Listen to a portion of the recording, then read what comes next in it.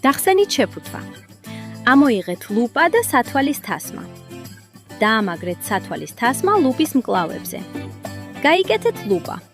ჩარჩოს ცხვირის ბალიში მჭიდროდ უნდა ეკროდეს ცხვირის ხიდს. დაარეგულირეთ ლუპის პოზიცია. ლუპის შუა ნაწილი უნდა მდებარეობდეს ცხვირის ხიდის ზემოთ. მოხსენით დამცავი საფარი. დაარეგულირეთ სათვალის თასმის სიგრძე. მოჭიმეთ იგი. დაჯექით წელში გამართული. თავი ოდნავ დახარეთ, დახრის კუთხე უნდა იყოს 20 გრადუსზე ნაკლები. ხედვის მიმართულების მიხედვით დაარეგულირეთ ლინზების მილების დახრის კუთხე ანჯამის რეგულირებით. რეგულირების დასრულების შემდეგ ხედვის მიმართულება უნდა ემთხვეოდეს ლინზების მილების მიმართულებას.